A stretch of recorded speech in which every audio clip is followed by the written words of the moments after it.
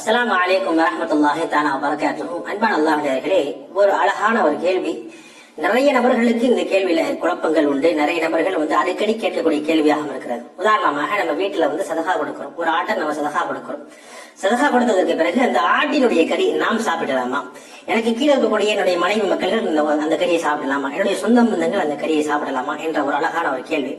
இந்த கேள்விக்கு பதில் நாம ஃபதவாக்களை தேடி பார்க்கும் பொழுது நிச்சயமாக கேள்விக்கு பதில் கிடைக்கிறது. கேள்விக்கு பதில் என்னவென்று சொன்னா, அதாவது நாம் உதாரணமாக நம்ம வீட்டுடைய பலா மசீபத்துகள் நீங்குவதற்காக வேண்டி, நம்முடைய ஏதாவது ஒரு ஹாஜிகள் பூர்த்தி ஆகிறதுக்காக வேண்டி, நம்ம வீட்டுல ஏதாவது ஒரு காரியங்கள் நல்ல காரியங்கள் நடப்பதற்காக வேண்டி ஒரு சதகா கொடுக்கிறோம். அதனுடைய கறி, அதனுடைய இறைச்சி நாம் சாப்பிடலாமா என்பதாக பார்த்தா நாம் சாப்பிடக்கூடாது. இதே போன்று நமக்கு கீழே இருக்கக்கூடிய நபர்கள், நம்முடைய மனைவி மக்கள், நம் குழந்தைகள், இவர்களுக்கும் நாம் அந்த கறியை கொடுக்க கூடாது. ஒரு கால் தாவத்தை நாம் வச்சுட்டோம், அந்த சதகாவுடைய கறியை எடுத்து நம்ம தாவத்தை வச்சோம். அப்ப நம்முடைய கூட்டத்தார்கள், நம்ம உறவினர்கள் எல்லாம் உட்கார்ந்து சாப்பிடுங்க என்பதாக கம்பல் பண்ணி ஒரு கால் நம்ம சாப்பிட்டா கூட அது தவறு ஒன்றும் கிடையாது.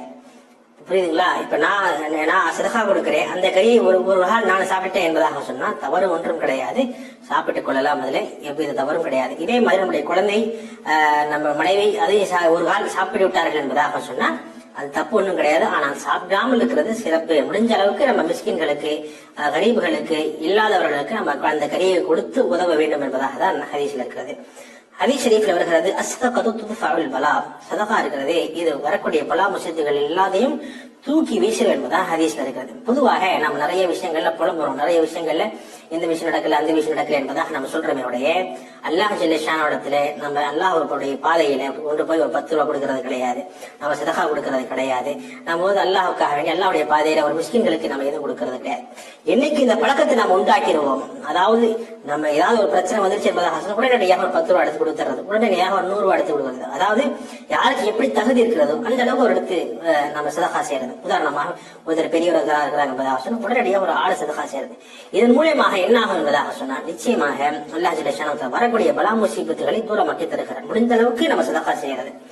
இதே மாதிரி நம்ம எங்கேயாச்சும் பிரயாணத்துக்கு போறோம் என்பதாக சொன்னோம், வெளியூருக்கு போறோம் என்பதாக சொன்னா, அப்போ அதே மாதிரி தான் நம்ம போறதுக்கு முன்னாடி, பஸ் ஏறதுக்கு முன்னாடி, கார்ல உட்கார்றதுக்கு முன்னாடி நம்ம யாராவது ஒருத்தரை கூப்பிட்டு நம்ம 100 ரூபாயோ 500 ரூபாயோ இதே மாதிரி ஒரு சதகா கொடுத்துட்டு போகிறனால வரக்கூடிய அந்த ஒரு ஆள் அல்லாஹ் ஜல்ல ஷானஹு தஆலா அந்த பாதைகள்ல ஏதாவது நமக்கு விதியில ஏதாவது எழுதி வச்சிருந்தா என்பதாக சொன்னா அதை சிறப்பானதாக ஆக்கி தருவான் என்பதாக இந்த ஹதீஸ் நமக்கு கூறி தருகிறது. அப்ப அதன் எப்படி நாம் பார்க்கும் பொழுது நிச்சயமாக நம்ம அல்லாஹ் ஜல்ல ஷானஹு தஆலா நமக்கு கொடுத்த பணத்தை அவருடைய வழியிலே நாம் செலவு செய்வதில்லை எந்த சந்தேகமும் இல்லை. நிச்சயமாக செலவு செய்ய வேண்டும். அல்லாஹ் ஜல்ல ஷானஹு தஆலா அவனுடைய பாதையிலே செலவு செய்யக்கூடிய பாக்கியத்தை உங்களுக்கும் எனக்கும் தந்தருவான். ஆமீன்.